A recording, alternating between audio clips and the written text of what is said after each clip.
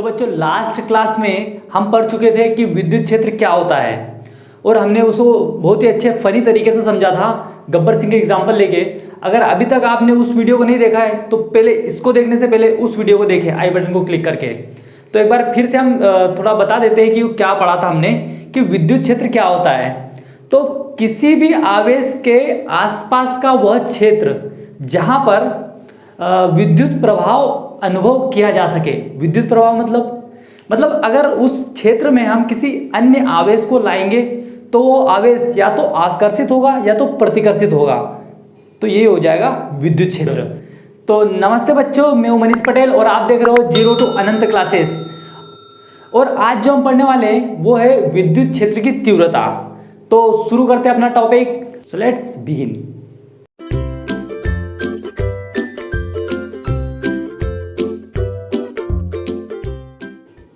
तो विद्युत क्षेत्र की तीव्रता या intensity of a electric field क्या होती है। सपोज करो कि यहाँ पे कोई हमने एक चार्ज रख दिया है, तो इस चार्ज को रखने के बाद में इसके आसपास एक क्षेत्र बन जाएगा, एक एरिया बन जाएगा। सपोज करो कि ये कोई एरिया है, तो यहाँ पे अगर हम कोई दूसरा आवेश लाएंगे, यहाँ पे एक छोटा सा आवेश लाएंगे, तो इस विद्युत क्षेत्र के अंदर आने के बाद या तो ये आकर्षित होगा या तो प्रतिकर्षित होगा, मतलब एक बल का अनुभव करेगा। ठीक है, तो ये तो हमारी लास्ट विद्युत क्षेत्र हो जाएगा। अच्छा, ये बल का अनुभव करेगा तो इस आवेश पर कितना बल लगेगा, यही विद्युत क्षेत्र की तीव्रता होगी। और इसको अन्य तरीके से समझते हैं कि विद्युत क्षेत्र में एकांक धनावेश को लाने पर जो बल लग रहा है वही क्या हो जाएगा, विद्युत क्षेत्र की तीव्रता। तो ये हो जाएगा विद्युत क्षेत्र की तीव्रता। थ्योरेटिकली हमने समझा। तो हमें कैसे पता चलेगा कि विद्युत क्षेत्र कहाँ तक फैला हुआ है, मतलब विद्युत क्षेत्र यहाँ तक है, यहाँ तक है, यहाँ तक है, कहाँ तक है, हमें कैसा पता चलेगा। तो भैया हम अगर आवेश को यहाँ पे लेके आ रहे, ये तो हमारा मेन आवेश है, कोई बड़ा सा आवेश है, उसके आसपास बोले कि क्षेत्र है, उसे हम विद्युत क्षेत्र बोल रहे हैं। फिर एक परीक्षण आवेश, छोटा सा आवेश हम लेके आ रहे हैं, तो हमने बोला कि ये विद्युत क्षेत्र में।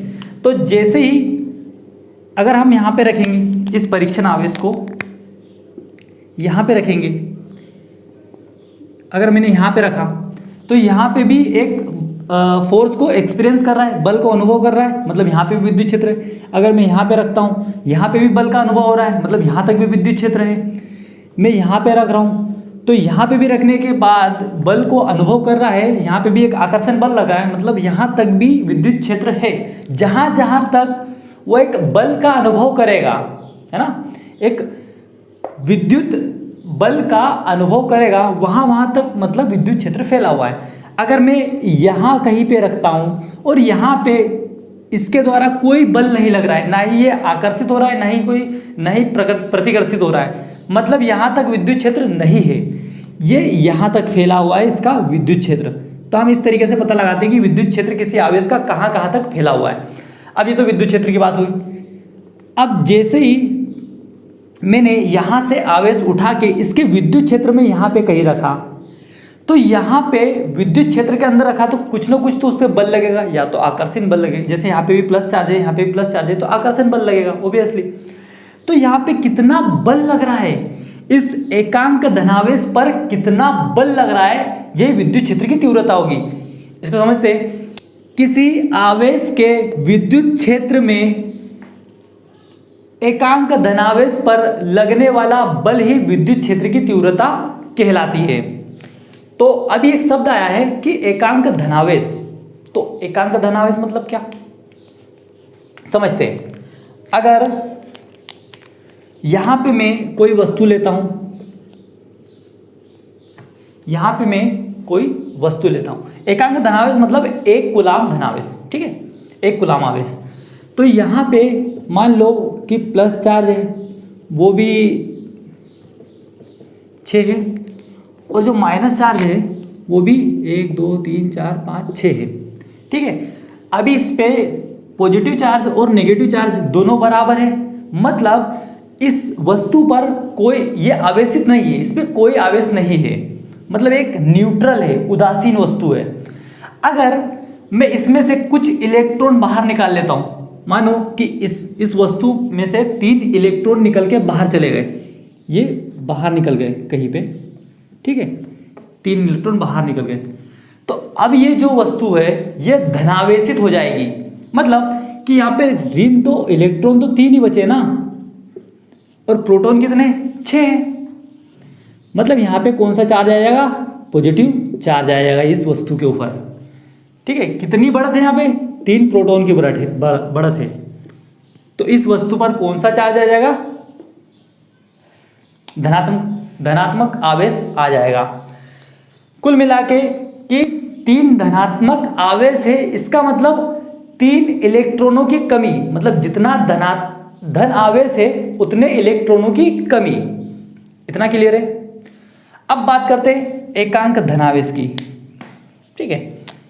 तो हमें पता है कि एक इलेक्ट्रॉन में कितना आवेश होता है, एक इलेक्ट्रॉन में आवेश होता है 1.6 इंटू 10⁻19 कूलाम, इतना कूलाम होता है। अब हमें पता करना है कि एक कूलाम में कितने इलेक्ट्रॉन होते हैं, एक कूलाम में कितने इलेक्ट्रॉन होते हैं ये पता करना है। तो यहाँ पे 1 कूलाम इक्वल्स टू Ne, मतलब मान लिया हमने कि एक कूलाम में n इलेक्ट्रॉन होते हैं, n मतलब कितने भी, अभी निकालेंगे n की वैल्यू की कितने इलेक्ट्रॉन होते हैं, ये हमारा क्वेश्चन है कि n इलेक्ट्रॉन होते हैं, हमने मान लिया है, ठीक है। तो यहाँ से हम लिख सकते हैं n = 1/e, मतलब यहाँ से 1/e की वैल्यू क्या है 1.6 इंटू 10⁻19, ठीक है।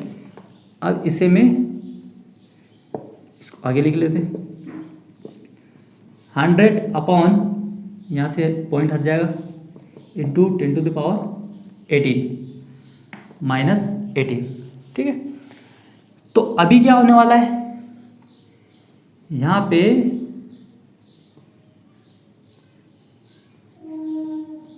ठीक है, और ये हो जाएगा 6.25 इंटू 10⁻, ये ऊपर जाएगा प्लस का हो जाएगा 18।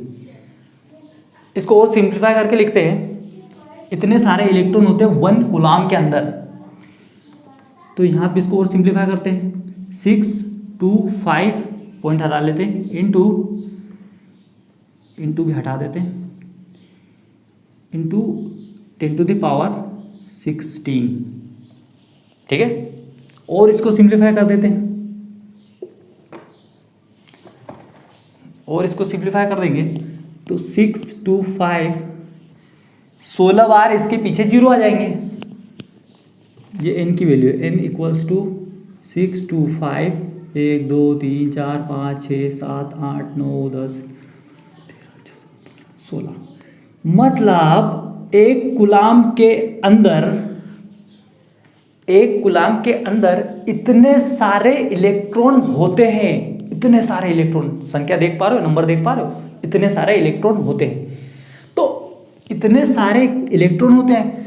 अब मैं बात करता हूं, अब पॉइंट पे आते हैं कि जो हमारा जो विद्युत क्षेत्र की तीव्रता है, इसकी डेफिनेशन क्या है। विद्युत क्षेत्र के किसी बिंदु पर विद्युत क्षेत्र की तीव्रता उस बिंदु पर रखे एकांक धनावेश पर लगने वाले बल के बराबर होती है। मतलब विद्युत क्षेत्र की तीव्रता किसी आवेश के विद्युत क्षेत्र में रखे एकांक धनावेश पर लगने वाले बल के बराबर होती है। मतलब सपोज करो कि ये एकांक धनावेश है और ये इस आवेश का विद्युत क्षेत्र है, बड़े से आवेश का, तो हम इस बड़े से आवेश के अंदर एकांक धनावेश को लाए और इस पर कितना बल लग रहा है वही हो जाएगा विद्युत क्षेत्र की तीव्रता। तो एकांक धनावेश, पहले हम बात करते हैं एकांक धनावेश क्या है। तो हमने देखा कि एक कूलाम के अंदर इतने सारे इलेक्ट्रॉन होते हैं, और उससे पहले हमने देखा कि धनावेश का मतलब क्या होता है कि इतने इलेक्ट्रॉनों की कमी होना। इस बॉडी के अंदर 3 धनावेश है, मतलब कि यहाँ पे 3 इलेक्ट्रॉन पहले बाहर गए होंगे जब तो इतने धनावेश है ना, 3 ऋणावेश की कमी ही 3 धनावेश हुआ है। कोई बॉडी अगर उदासीन है उसमें इलेक्ट्रॉन और प्रोटॉन दोनों बराबर है, मतलब ऋण आवेश और धनावेश दोनों बराबर है, तो वो जो वस्तु है वो धनावेशित कब होगी? धनावेशित कब होगी? जब उसमें से इलेक्ट्रॉन निकलेंगे, और जितने इलेक्ट्रॉन जितना ऋण आवेश निकलेगा उतना ही वो धनावेशित होगी। मतलब यहाँ से 3 ऋण आवेश निकला है, मतलब यहाँ पे 3 धन आवेश हो चुके हैं। यहाँ पे 3 + 3 चार्ज आ जाएगा इसके ऊपर, ठीक है। तो उसी तरीके से ये एकांक धनावेश है, मतलब ये जो आवेश है ना एकांक धनावेश है। मतलब एकांक आवेश क्या हुआ? 1 कूलाम आवेश। तो 1 कूलाम आवेश मतलब इतने सारे इलेक्ट्रॉन। और एकांक धनावेश, ये एकांक आवेश,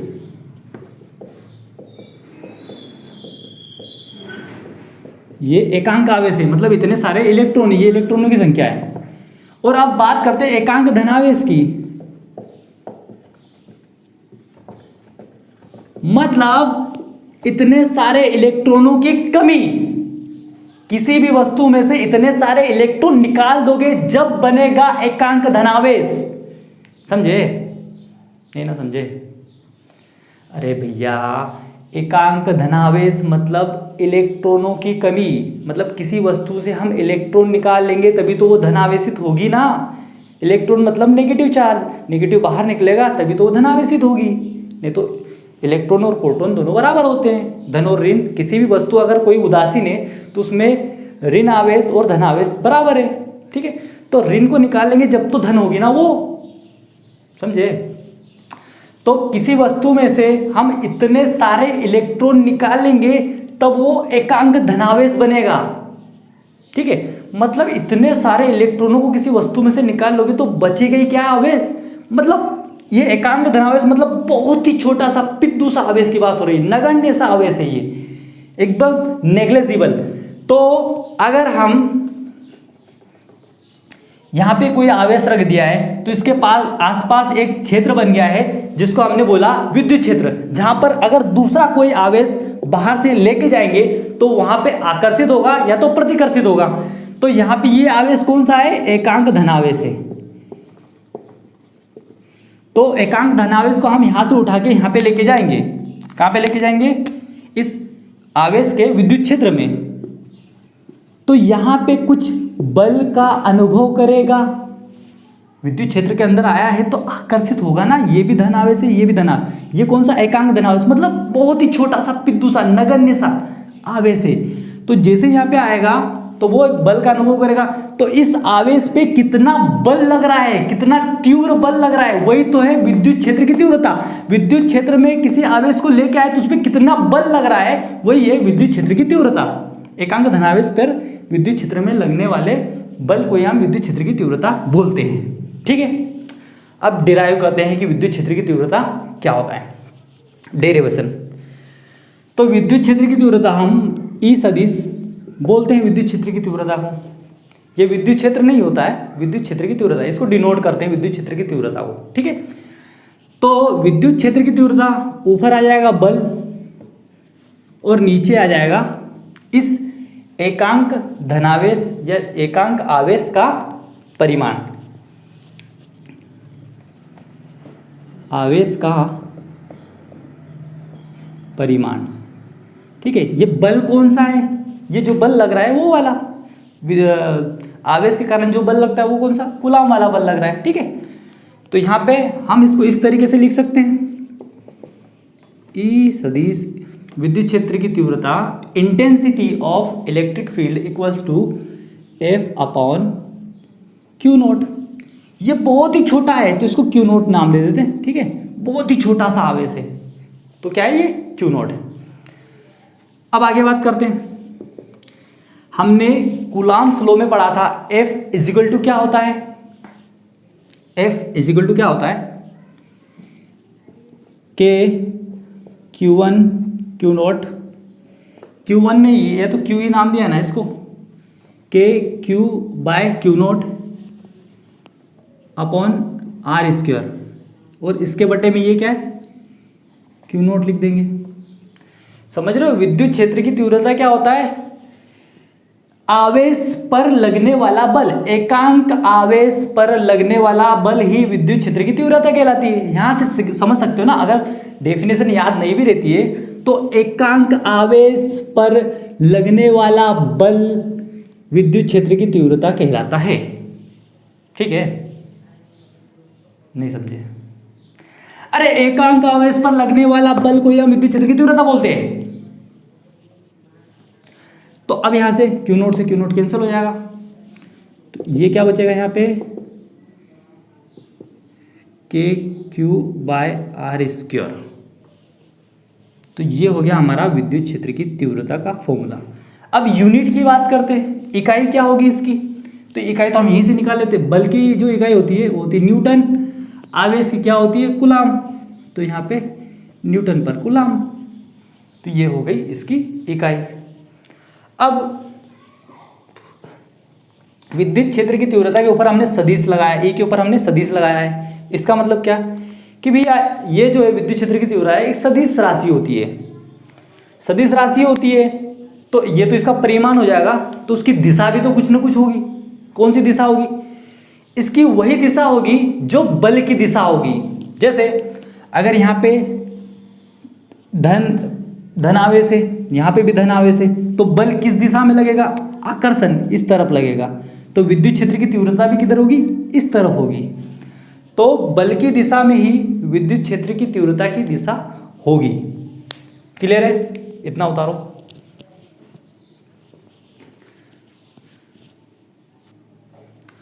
और यहाँ पे जो फॉर्मूला निकल के आया है उससे हमें क्या समझ में आता है, विद्युत क्षेत्र की तीव्रता और आवेश और दूरी के बीच में एक संबंध, रिलेशन समझ में आता है। देखो अब आप पूछोगे कि ये आर क्या है, तो जैसे हमने यहाँ पे ये एक पहले से आवेश था और उससे आर दूरी पर ये जो समझो इस आवेश और इस आवेश के बीच की जो दूरी है ना वो आर है, ये वो दूरी है, दोनों आवेशों को मध्य जो दूरी है वो दूरी है। क्लियर है, तो ये आर दूरी हो गई है।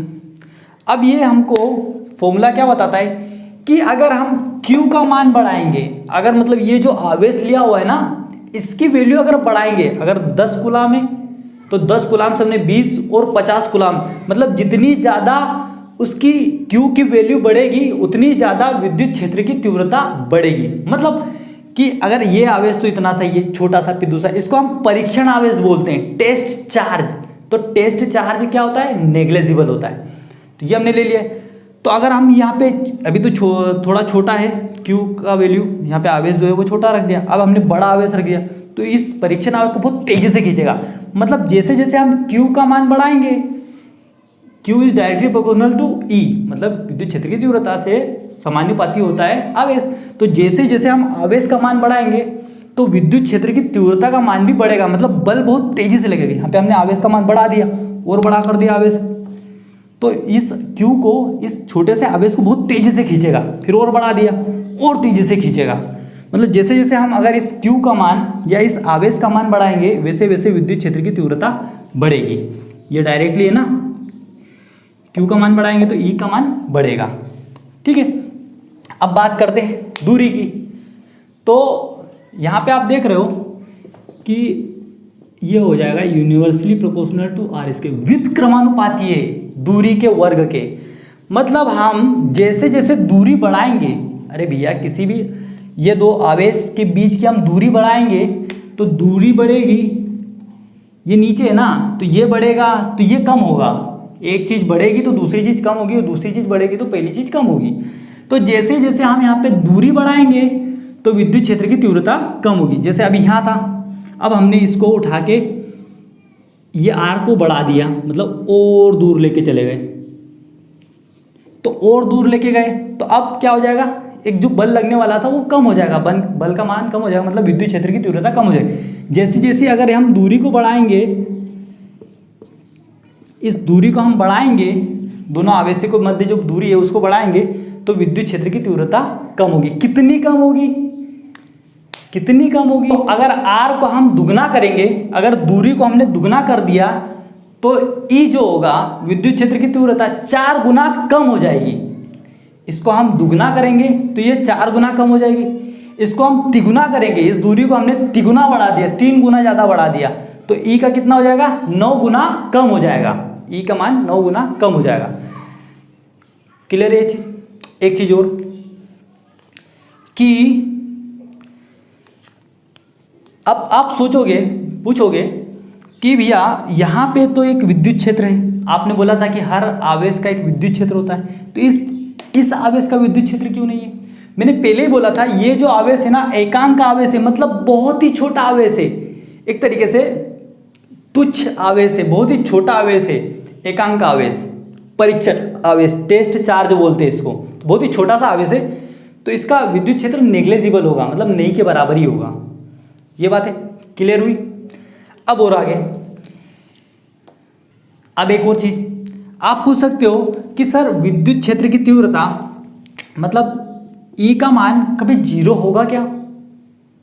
ठीक है, तो भैया ये विद्युत क्षेत्र का मान 0 जब ही होगा जब R का मान इन्फिनिटी होगा, मतलब अगर इन दोनों आवेशों के बीच की दूरी बहुत ज़्यादा हो जाएगी, इनफाइनाइट तक, हमें कुछ पता नहीं कितनी दूर तक होगी, अगर इतनी हो जाएगी तो हो सकता है कि विद्युत क्षेत्र की तीव्रता का मान 0 हो जाए। मतलब अगर हम ये जो भी वैल्यू है इसके डिवाइड करेंगे, अगर हम इन्फिनिटी से, अगर E इज इक्वल टू कुछ भी है XYZ, अगर हम इसको इन्फिनिटी से डिवाइड करेंगे तो ही तो E का वैल्यू 0 होगा ना, मतलब R की वैल्यू हम इनफाइनाइट रखेंगे, इन्फिनिटी रखेंगे, अनंत रखेंगे, 0 टू अनंत हमारी क्लास का नाम भी है। और आगे अगर अभी तक आपने सब्सक्राइब नहीं किया है हमारे चैनल को तो जरूर सब्सक्राइब करें, ठीक है। तो ये इन्फिनिटी होगा, मतलब R का मान इन्फिनिटी होगा जब भी जाके तो E का मान 0 होगा ना, ये पहली कंडीशन। दूसरी कंडीशन, अगर हम इस R को 0 रख दें, ये तो इन्फिनिटी वाली कंडीशन हो गई। दूसरी कंडीशन कि अगर हम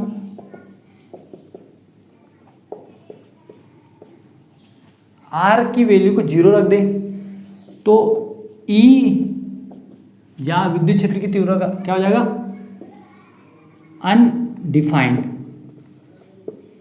मतलब कि विद्युत क्षेत्र की तीव्रता इस Q के अंदर अनडिफाइंड है, हमें नहीं पता कितनी है, बस अनडिफाइंड है। क्योंकि यहाँ पे तो R की वैल्यू 0 हो जाएगी ना, इस चार्ज को उठा के मैं अगर यहाँ पे रख दूंगा तो ये जो दूरी होगी दोनों चार्ज के बीच की वो क्या हो जाएगी, 0।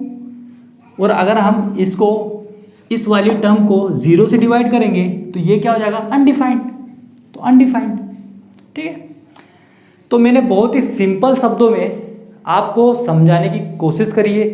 मुझे लगता है कि आपको सब कुछ क्रिस्टल क्लियर हो चुका होगा। इस टॉपिक से रिलेटेड जो भी आपको डाउट होगा वो सब कुछ एकदम क्लियर हो चुका होगा। अगर और भी कोई समस्या है तो आप कमेंट करें और हमसे पूछ सकते हैं, हमसे जुड़ सकते हैं कि क्या क्या समस्या है। मैं हो सकेगा कि ज़रूर जवाब दूँ आपको। Thanks for watching. जय हिंद।